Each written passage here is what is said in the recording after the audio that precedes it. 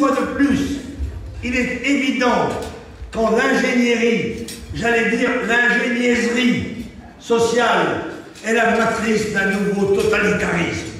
Cette utopie, mesdames et messieurs, est aussi vieille que l'humanité elle-même. C'est l'école des cyniques grecs qui a inventé le terme de cosmopolitisme, c'est-à-dire de citoyen du monde, appelant à un patriotisme mondial par opposition aux citoyens des cités éduqués dans le patriotisme athénien ou spartiate.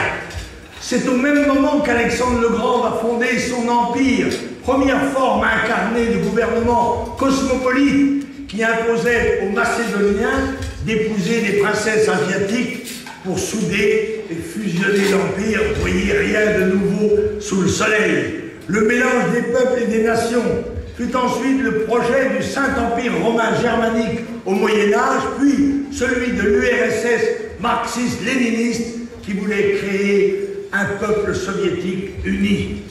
Comme toujours, ces tentatives d'empire cosmopolite sont devenues la prison des peuples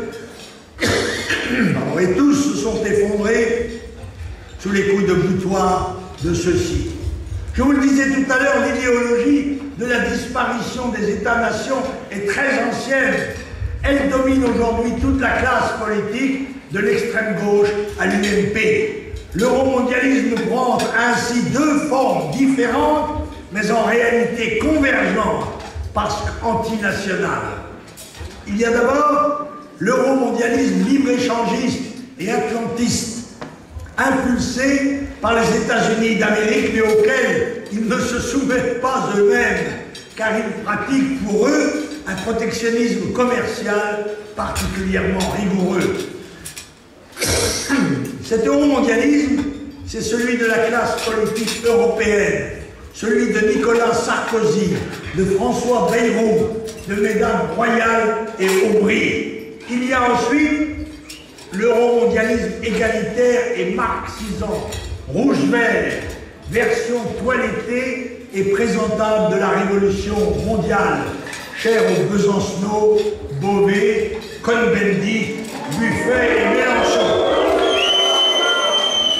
Le mot d'ordre est le même: haro sur les nations, fasciste par nature, haro sur les États, oppresseur par nature, vive le monde sans frontières. Oh, bien sûr, si la suppression des frontières était restée un discours creux de politiciens en mal de notoriété, cela n'aurait pas encore été trop grave.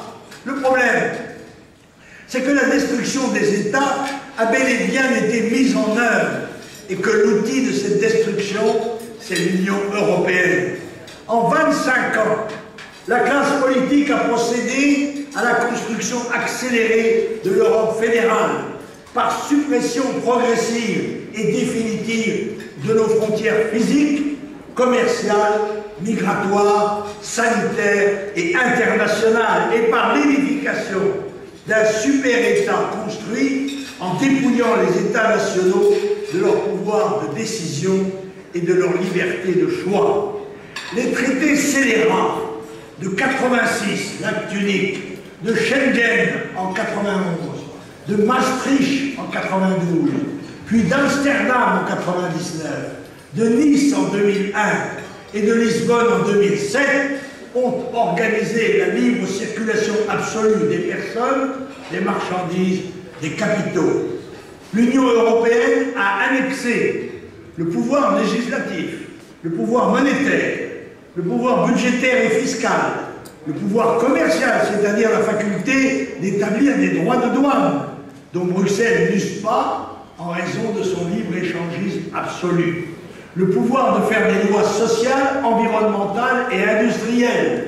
Le pouvoir migratoire et judiciaire. Bref, tous les pouvoirs qui sont les attributs d'un État sont désormais entre les mains de Bruxelles. Dès lors, les choses sont claires. La France ne maîtrise plus sa destinée. À cause de l'Union européenne, on peut même désormais nous imposer de l'extérieur une loi que nous n'aurions pas voulu.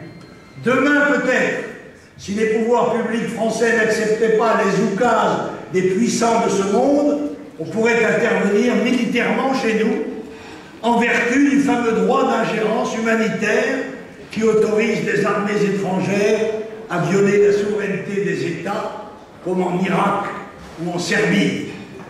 Il faut que nos compatriotes sachent que le mondialisme est impitoyable et qu'ils sont trahis dans leur propre pays par la classe dirigeante, qu'il s'agisse de l'oligarchie politique, économique, médiatique, people ou universitaire.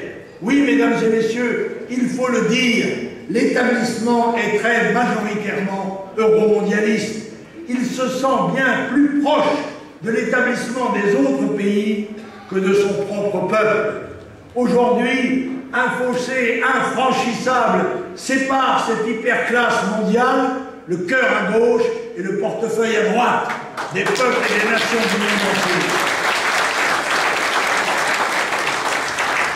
C'est cette oligarchie internationaliste qui impose le libre-échange intégral, suicidaire pour nos emplois et nos marchés, mais plus encore pour notre identité, notre sécurité et notre liberté. C'est elle qui impose la subversion de nos valeurs morales et familiales, qui impose l'antiracisme militant et obligatoire dans nos écoles, dans nos administrations et dans les grands médias écrits, radiodiffusés.